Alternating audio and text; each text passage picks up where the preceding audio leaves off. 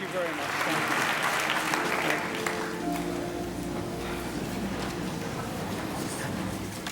you. I feel good today. Do you? Thank you. Reverend Washington, Presiding Elder Reverend Andrews, Governor Chiles, Congressman and Mrs. Gibbons, our fine congressional candidate, Jim Davis. Welcome, sir. We're proud of you. Thank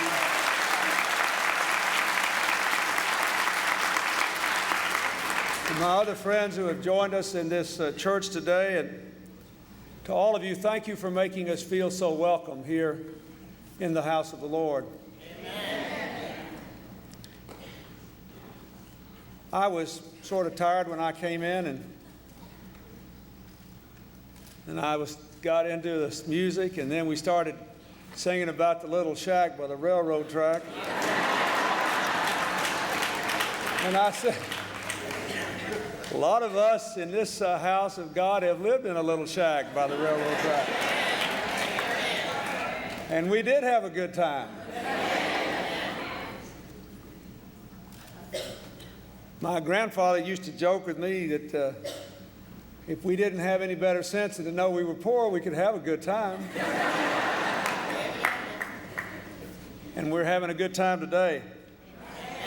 I am honored to be in this historic pulpit, which has been graced by Martin Luther King, Thurgood Marshall, Adam Clayton Powell, Jackie Robinson. I am humbled to be here, and I would like to say, first and foremost, I thank you, all of you, for giving me the chance to serve as the President of the greatest country in human history for the last 4 years. Thank you. Thank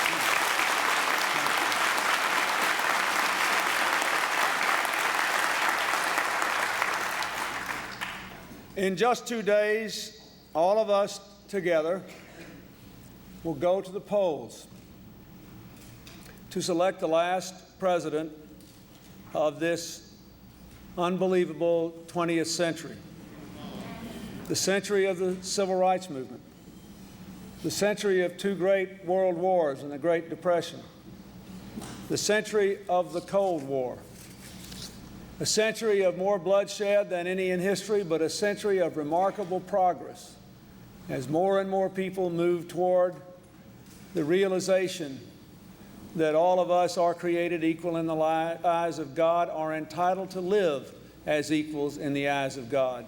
Amen. The masters of our fate save only in subjugation to our God.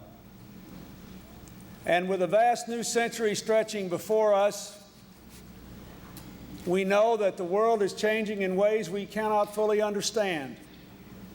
Just think about all the changes you have seen here in your community in the last 4 or 5 years. Think about the changes technology is bringing in the way we work and live and relate to one another and the rest of the world. Think about how much more involved in the rest of the world we are today than ever before.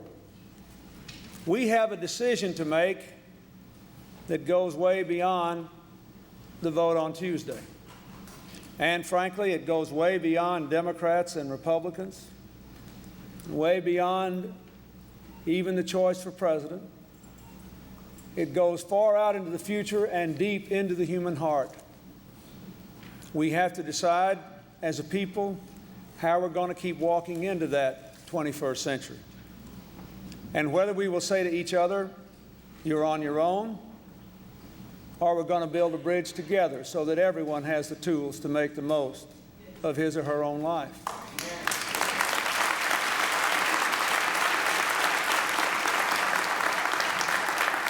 And we have to decide whether we're going to build that bridge on the shifting sands of division or on the strong rock of common ground. I believe I know what your decision should be.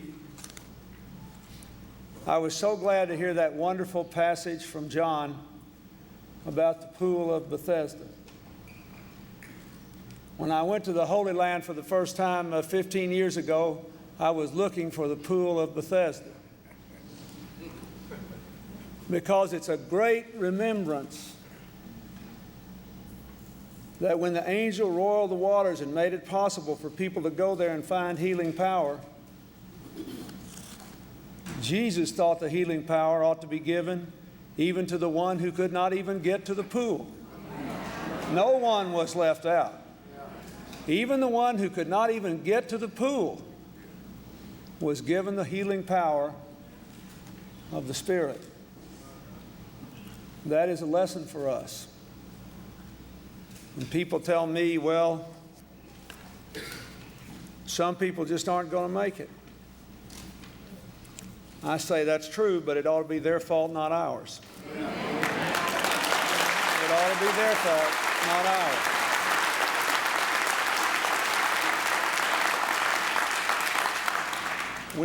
We can't give anybody a guarantee in life. Even the man crawling to the pool had to believe. His body wouldn't move, but his mind would. So I don't seek to give anybody a guarantee, but I think everybody ought to have a chance. I think everybody ought to have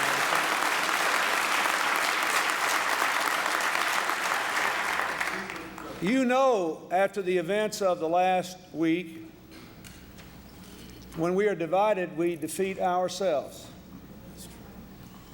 How heartbreaking it is on this Lord's Day that there is still no peace in the Holy Land. A year ago tomorrow,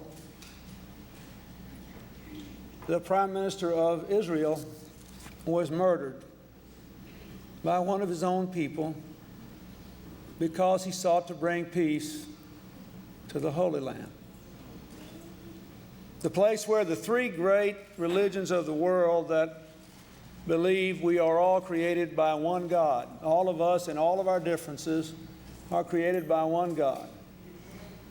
Claim is holy. They're still fighting over religion. In Bosnia, a place where the ethnic groups are divided into three by accident of political and military history, not because they are biologically distinguishable, they're still fighting over their differences. Science has not gotten in the way of believing that they are inherently different. That's what they believe. In Africa today, the Hutus and the Tutsis share poor lands with poor children who desperately need the product of earnest, sustained, loving, cooperative labor, somehow find it more profitable to slaughter each other and make the land poorer. Well, that's why when our federal government employees are singled out for hatred, when a horrible tragedy like Oklahoma City occurs, when a black or a white church is burned, or a synagogue or a mosque is defaced in America, we must stand against that, because we know that we are all in this together, that we are going to rise or fall together, that we have a duty to help each other in our work, in our family, in our lives as citizens, a duty to live in a way that enables us to find common ground, and a responsibility to give everyone else the opportunity to go over that bridge with us into tomorrow. Now,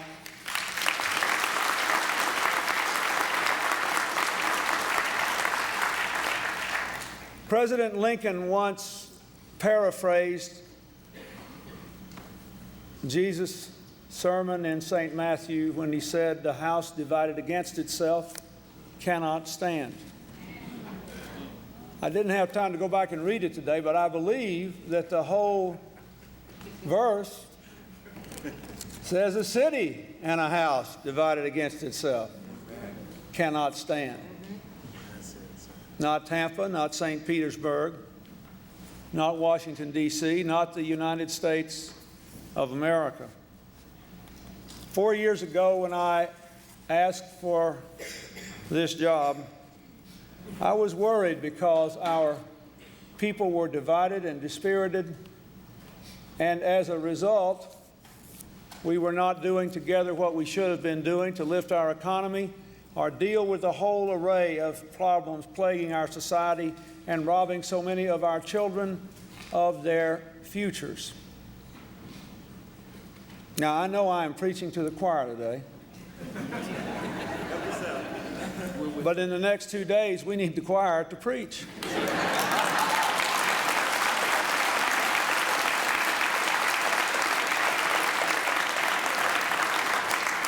We will never be what we ought to be if we allow our country to be led by those who believe we are better off on our own and who seek to pursue that path by driving wedges between us and exploiting our fears and convincing us that our brothers and sisters of different races, different faiths, different walks of life are our inherent enemies. That is a prescription for disaster in the Holy Land, in Bosnia, in Africa, and in the United States. And we have only become greater at each stage along the way because every time we had to face the music, we chose common ground over the shifting sands of division. And that is what we must do again in this season of our decision. We have seen the results of the politics of division and gridlock, but now we have seen the results of the politics of opportunity and responsibility and the common ground we seek to build in our American community. We have more jobs, a lower deficit, higher growth, the highest rate of home ownership in 15 years, the highest rates of home ownership and small business ownership among African Americans, other minorities, and women in the history of America. We have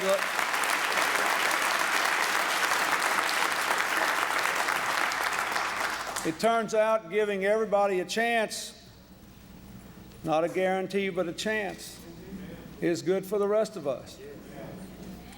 While all these big numbers were occurring, we've seen the biggest decline in inequality among working people in 27 years, the biggest drop in child poverty in 20 years, the lowest rates of poverty ever recorded for senior citizens and African Americans since the statistics have been kept. It is the right thing to do for all the rest of us to see that everybody has a chance, just as the man struggling for the pool at Bethesda was given his chance.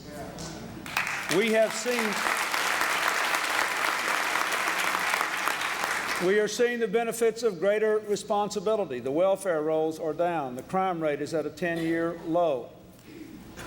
We see in so many other areas 4 years of declining teenage pregnancy, the first drop in out-of-wedlock pregnancy in 20 years. Community efforts building up all over the country, more and more people going in our schools to tell our children that drugs are wrong and illegal and can kill you. More and more citizen efforts working with the police to try to help keep the streets safer. More and more communities doing things to try to help our young people stay out of trouble, like curfew policies or even school uniform policies and other things. These experiments going on in America, people working together to try to find ways to be responsible citizens. And every place it is done, we are better off. We're seeing a deeper sense of community, trying to preserve our natural environment for our children and our grandchildren. I thank Governor Chiles for the work he has done on the Everglades. Every person in Florida, in the farthest northern corner of Florida, has a stake in that. Every person in the farthest northwest corner of America has a stake in saving our common heritage. We see it in so many other ways. We have been moved, I have, by the enormous upswelling of American conviction in the aftermath of Oklahoma City, the reaction to the church burnings being so negative, Our common sense, whenever it prevails to bring us together as a community, makes us stronger. And I really believe we're on the verge of the most exciting period in human history. But we can't forget what brought us here, because it will take us home. So the trick for us is to find out, with God's wisdom, how to seize all these fabulous opportunities that are out there in a way that enables us to move closer to our values. It is really true that none of us live by bread alone. I don't know any serious person who's lived long enough who believes that with all the bread in the world you can be really happy. On the other hand, it's important not to be too self-righteous.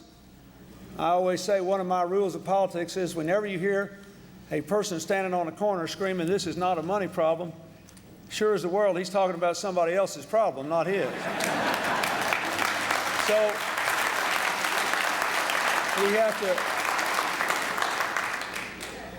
we need to be a little humble about this. But we have work to do. If you think about what our children can do, if we could put every child in America, from the poorest inner cities to the most remote rural areas, in a classroom with a computer that was hooked up to the entire information superhighway, then for the first time ever, every child in America would have access to the same learning in the same way at the same time. That would revolutionize what our children could do, all of our children.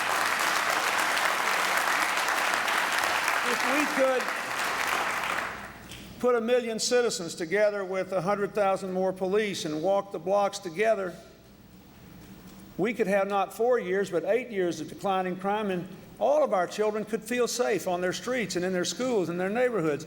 We can reclaim our streets. 4 years ago, millions of people did not believe we could ever do anything about rising crime.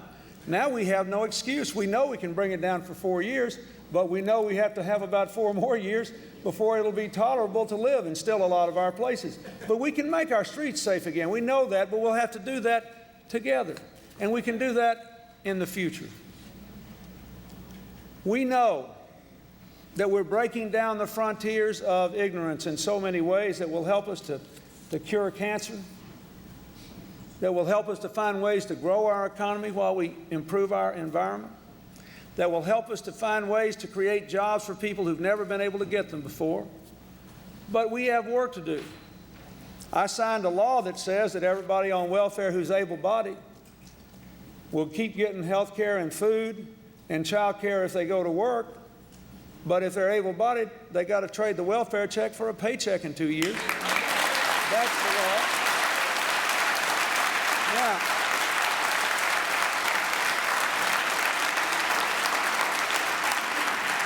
but now we have figured out something we haven't really been able to figure out for a long time, which is how to give jobs to people. You can't tell people they have to go to work unless there's work for them to find. So we've got work to do. We know we've got work to do in building our American family. We know there's still too many kids who don't think drugs will kill them. We know that 3,000 children start smoking every day and 1,000 will die sooner as a result, even though it's illegal. We know that even though we have removed a lot of assault weapons from our streets and made it harder for criminals to get guns, there's still too many completely innocent children being killed. We know that even though we have demonstrated in our administration that you can have diversity and excellence, in my appointments to the cabinet, to the federal bench, and throughout the country, there are still too many people who are literally afraid to deal as equals with people who are different from them. We know that.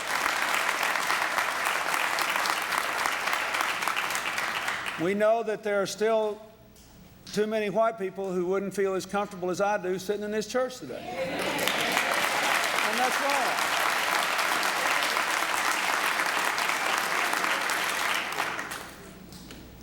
They read the same Bible you do. They claim the same Savior you do. They ought to feel at home here. We've got work to do. And you ought to feel at home in their churches.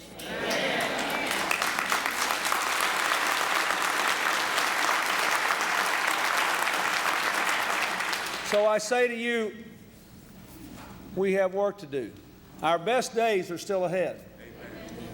But we must always marry our progress to the realization of our values. We have to take advantage of progress to move closer to living as we say we believe. We have work to do. And as we get closer and closer and closer to the election, the work passes from my hands to yours again. It's a very humbling thing for me, you know. If you ever doubt whether the people are the boss in the end in a democracy, run for office. Run for office.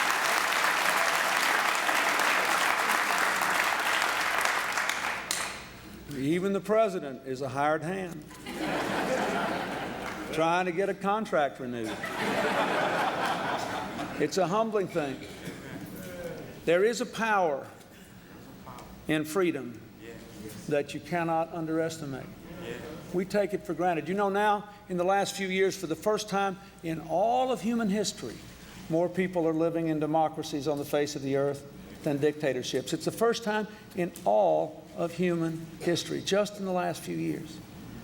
Think how far your ancestors walked. Think how many bled and died to give you the right to vote.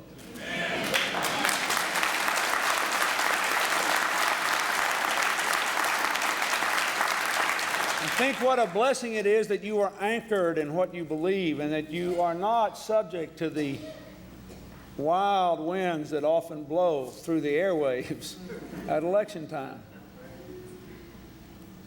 I ask you to let me share this story as I close. In 1992, when I was seeking this office, I was in a church much like this in Cleveland one night. It was a warm night, and the church was without air conditioner. At least the air conditioner was unequal to the hot air all the public officials were spewing out. And we were packed in that church, and it was one of those meetings, you know, where everybody there talked but three people, and they went home mad. Everybody talked. We all got to talk. And the temperature rose, and people started wanting to get out. And a great pastor in that church stood up, who is a friend of mine, Reverend Moss, one of America's great preachers. Some of you may know him. And he started talking to the people about the simple act of voting. And he said, you know, my father could not vote. The law did not allow him to vote. And finally, one day, the law was changed and he could vote. And he walked 7 miles to the polling place. But the people did not want my father to vote. And they said, Mr. Moss, you're at the wrong place. So they sent him to another place, and he walked a couple of more miles, and they said, Mr. Moss, you're still at the wrong place. And they sent him to another place, and he had to walk a couple of more miles, and when they got there, they said, Mr. Moss, the polls have closed. And he said, when my daughter was old enough to vote, I took her to the polling place, and we went together to 2 voting machines side by side. And I know you're not supposed to linger in the ballot booth, but I couldn't vote. I put my ear up next to that booth until I heard my daughter vote. We don't miss votes at our house, he said.